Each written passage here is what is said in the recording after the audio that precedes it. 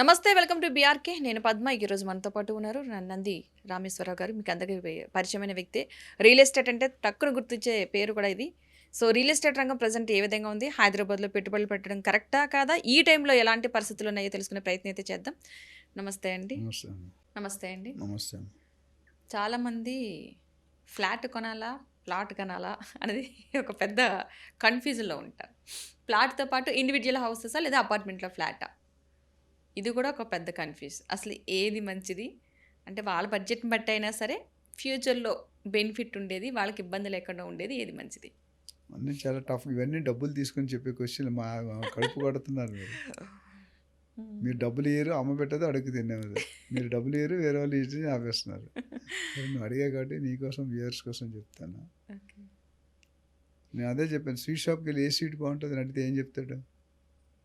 అన్నీ బావుంటాయి అంటారు. అంతే. ఇక్కడ కూడా ఎందులో పెట్టుకున్నా మీకు అయితే తేడా ఎక్కడ ఇండివిజువల్ పర్పస్ బట్టి తేడా వస్తుంది. ఓకే. మీరు పెట్టుకుని దేనికోసం కొనుక్కోవాలనుకుంటున్నారు.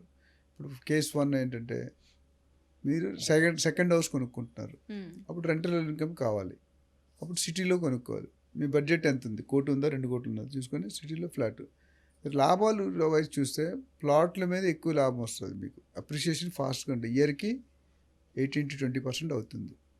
అదే మీరు రెంట్కి వెళ్ళాను, 1 కోటి రూపాయలు ఫ్లాట్ కొంటే ఎంత వస్తుంది రెంట్ మీకు? 20,000-25,000. అంటే 1 కోటి రూపాయలకి 25,000. సంవత్సరానికి ఎంత? 3 లక్షలు. 1 కోటి రూపాయలకి 3 లక్షలు అంటే ఎంత పర్సెంటేజ్? 3%. 3%. 0.5 ఇటు అటు తేడా ఉండేది. అదే కమర్షియల్లో పెట్టుకుంటే 6-8% వస్తుంది. కానీ కమర్షియల్లో టికెట్స్ 5 కోట్లు 10 కోట్లు ఉంటాయి బిల్డింగ్స్. బిల్డింగ్ మామూలు కొనలేం.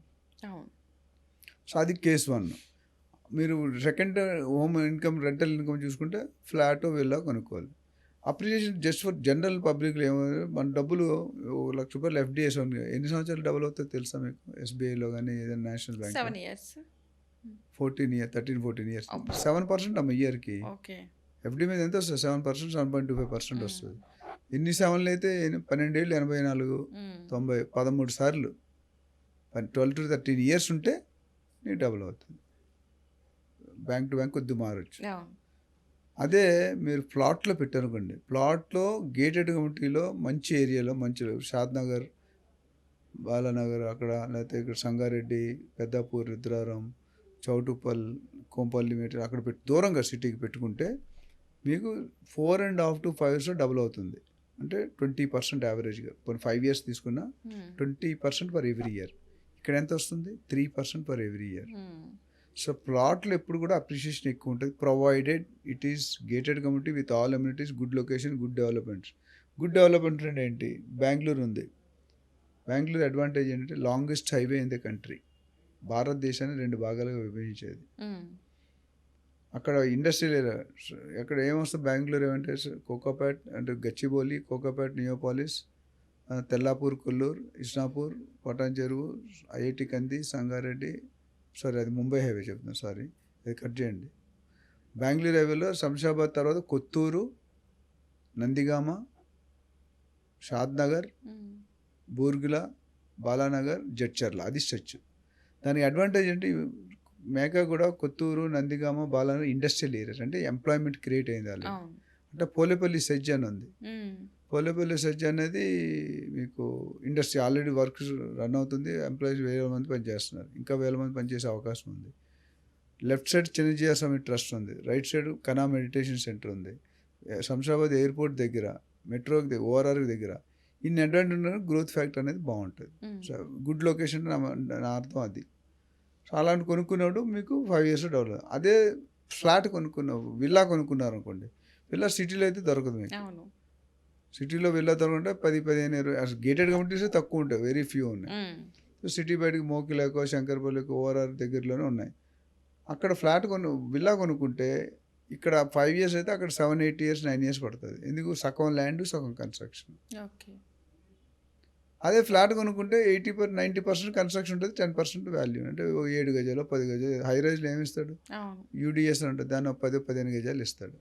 రేపు 50 సంవత్సరాలు బిల్డింగ్ కోలుకొడితే ఆ ల్యాండ్ వాల్యూనే మీకు ఎసెట్.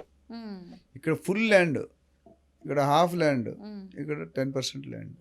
సో మూడింటికి మీకు క్లారిటీ ఇచ్చాను. 3 మంచివే. మీ పర్పస్ మీ హోల్డింగ్ కెపాసిటీ, మీ పరిస్థితి, మీ ఏజ్, మీ జాబు, మీ పిల్లల చదువు, రేపు ఏదైనా మీ నేటివ్ ఎక్కడ, ఇవన్నీ పాయింట్లు చెక్ చేసుకోవాలి. ముసలాళ్ళు ఉంటే మీరు సిటీలో ఉండాలి, గేటెడ్గా ఉంటుంటే అందుబాటులో ఉండాలి. ఎక్కడో మీరు బాలానగర్ ఉంటే అక్కడ ఏ హాస్పిటల్ ఉంటుంది, ఏమో బాలానగర్ అంటే ఈ బాలానగర్ కదా, అక్కడ షాద్ నగర్, బెంగళూరు హైవే, లేకపోతే ఎక్కడ చౌటుప్పల్లో ఉన్నారు, లేకపోతే కోంపల్లి ఉన్నారు. కోంపల్లి సిటీలో ఉన్నంత ఫెసిలిటీస్ ఉండవు కదా. అవును. సో ఈ పర్పస్ బట్టి, క్వశ్చన్ బట్టి ఆన్సర్ మారిపోతుంది. ఒక్కొక్క వర్గానికి ఒక్కొక్క స్ట్రాటజీ, అన్నిటికీ సేమ్ స్ట్రాటజీ ఉండదు. దాన్ని బట్టి అందుకని మా రియల్ ఆక్సిజన్లో నేను 10 సార్లు చెప్తాను, ఇన్వెస్ట్మెంట్ అడ్వైస్ సెల్ ఉంది.